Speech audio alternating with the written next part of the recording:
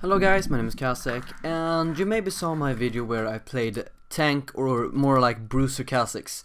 And I first thought it was more like a gimmick, and I just played it on that game because their team wasn't good against me, so I just went with something that wouldn't be one shot. But after that game I felt like I was really strong when I was tanky, so I thought to myself, why don't I go with this every game? And actually now every game I play this build, and it has been, and I have had amazing results. And this is not against bad players, because I know I'm only Diamond 5 now, but my MMR is around Diamond 4, Diamond 3. And yeah, it is not amazingly high, but it's still pretty early in the season, so it's not like I'm playing against bad people. But that's the thing with this build. I know many of you are probably around gold or silver, not to say anything, but that's how the statistically more logic that you are on that elo. So this build is extremely good when you're having trouble with getting people out of position, because if you want to play full assassin, Kha'Zix, it's really hard to one-shot the AD carry if you're not extremely good, because if they stay beside the AD carry, no, beside the supports, you won't kill them. But this build, you can actually kill them, because when you land on them, you do your auto Q, I mean W, you'll probably do half their HP, like now we're talking late game.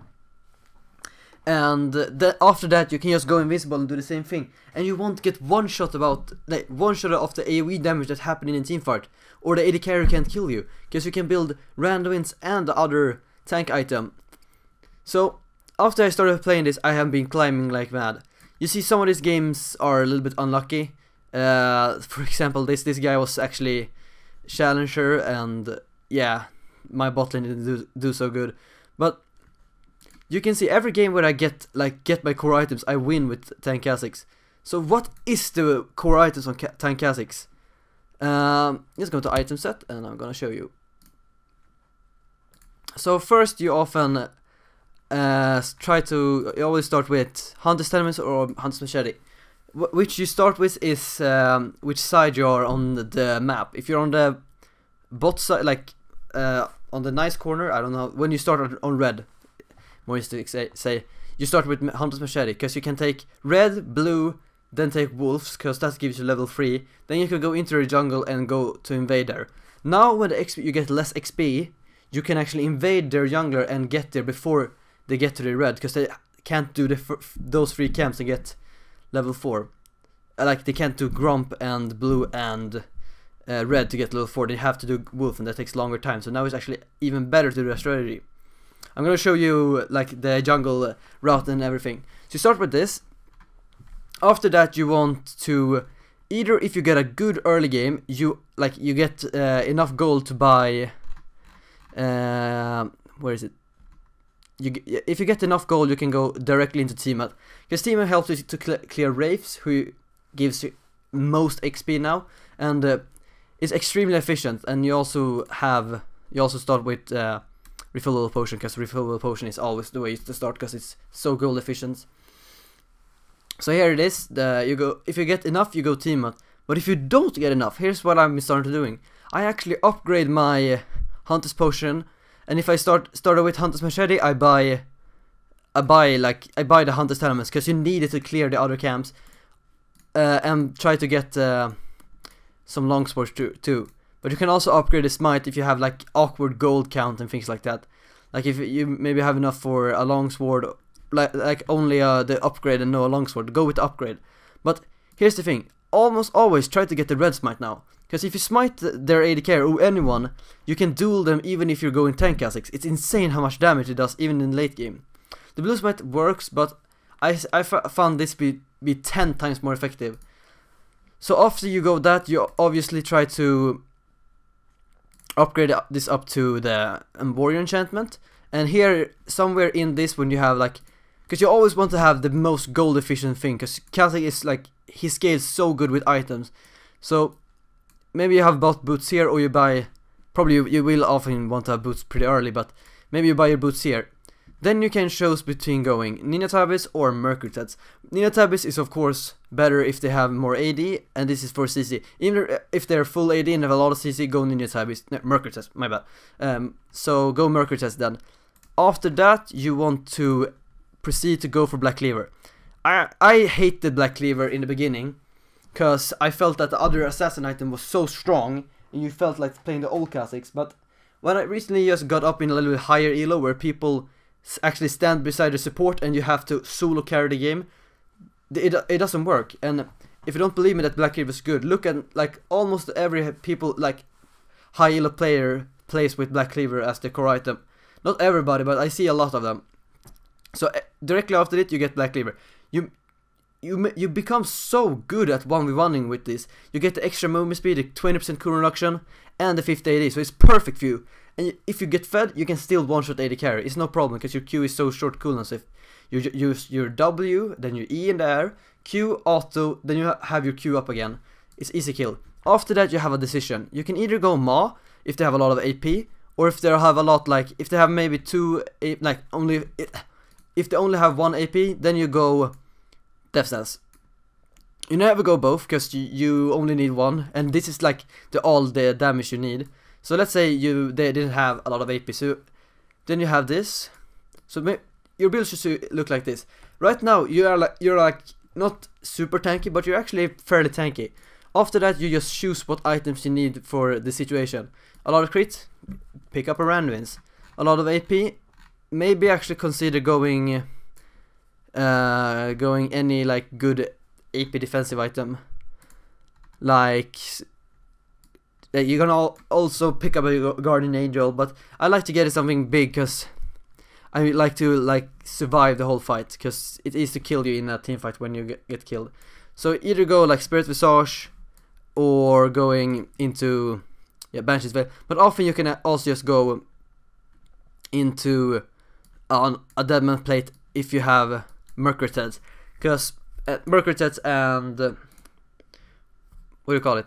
The Demo. This is also a really good build, because this is enough mag resist, and this is then enough HP would make this build extremely effective. And here you have a lot of damage. So after that, I'm gonna show you my runes. No point saving that. Here's my runes. Here's 2 ways you can go for it. This is why I tried out this game, because I saw someone show me that Peanut, like you know SKT Peanut, played with some scaling HP instead of armor. It worked pretty okay. You can go with that, but usually you can just go with armor here. Right now it's extremely standard, because you may be saying I need a cooldown reduction, but you actually don't need a cooldown reduction, because you get 10% from the jungle item, 20% from the Black Cleaver, and 10% from Ma or Death Stand. That's why it's so good to choose between them, because they give like the same base stats, like the damage and the cooldown reduction. So here we have the Masteries. I have 2 mastery pages, just the difference is Storm Raiders or Fun Lords. You know the drill. It's most personal preference.